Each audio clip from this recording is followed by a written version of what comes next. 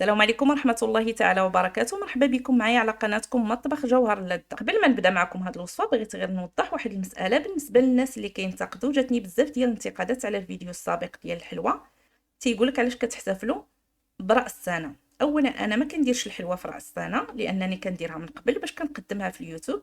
كيف ما كتعرفوا هذه هي خدمتنا، ولكن قبل ما ينتقد الانسان راه خصو يعرف الفرق ما بين الاحتفالات بالكريسماس والاحتفالات برأس السنة.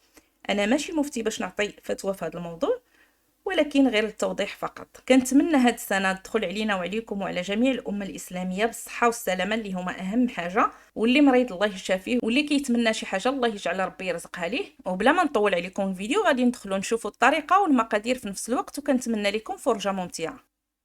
اول حاجه غادي نبدا بالكريمه. غادي ناخذ ملعقه ديال السكر، واللي ما كيبغيش الحلاوه بزاف ممكن انه ما يديرهاش. غادي نزيد عليهم واحد شاصيه ديال الفاني وجوج معالق كبار عامرين ديال المايزينا اللي ممكن تعوضوهم بالدقيق، غير هي مايزينا كتبقى افضل. غنزيد عليهم نصف لتر من الحليب ونخلط الكل جيدا ونديرهم فوق نار هادئه ونستمر في التحريك حتى تعقد ليا الكريمه وتولي على هذا الشكل. دائما هذا النوع من الكريمات خاصنا نبقاو مقابلينهم باش ما يتحرقوش. من بعد ما طابت غادي نديرها في واحد البول ونغطيها بالبلاستيك باش ما دير ليناش ديك القشره ونخليها جانبا باش تبرد. ودابا غادي نوجد الشوكولات اللي غادي نديرو للتزيين. في واحد الزلافه درت كميه ديال الشوكولات الابيض فوق حمام مريم حتى داب، وزدت عليه 5 ديال حبات الشوكولات الاسود وجوج معالق ديال الزيت. انا خدمت غير بداكشي اللي كان عندي في الدار، ممكن ديروا اي حاجه متوفره عندكم.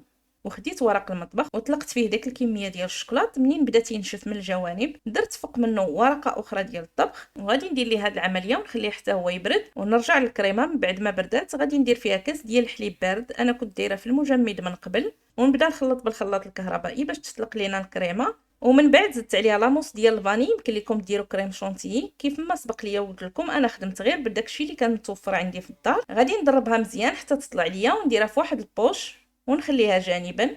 ودابا هذا هو بيت القصيد. في عوض ما تخدمي جينواز وما تصدقلكش، حيت كاين بزاف ديال الناس ما كتصدقش معاهم، اولا خدامه وما عندكش الوقت، اولا وليداتك خلاوك حتى لاخر لحظه وبداو تيبكيو لك على الحلوى. كيف ما كتعرفوا المخابز تيكونوا عامرين دابا بزاف، فهاد الفكره هي الحل. كتجي بحال شريتيها من الباتيسري، وطبعا الثمن ديالها تيكون اقل من لي باتيسري لان كيف ما كتعرفوا كلشي دابا غلا. خديتها وقطعتها على جوج، بقيت كنمونطي فيها. يمكن لكم ديروها على شكل دائري او على شكل مربع كيف ما بغيتو.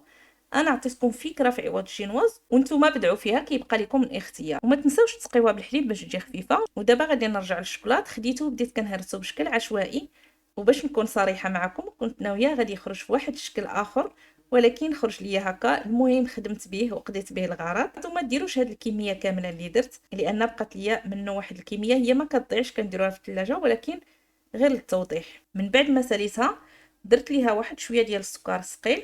كيف ما قلت لكم دائما راه التزيين كيبقى على حسب الاختيار وعلى حسب الذوق وعلى حسب داكشي اللي كيكون متوفر عندك. فاش تساليو ديروها في المجمد واحد ساعتين باش تشد راسها. انا قطعتها مباشره من بعد ما ساليتها، وكيف ما كتشوفوا راه جا الشكل ديالها رائع جدا، والمذاق ولا اروع. جات لذيذه بزاف، جات خفيفه بحال اللي شارينها من المخابز الكبرى. كنتمنى الفكره تعجبكم وتجربوها، والى اللقاء مع وصفه وفيديو اخر ان شاء الله.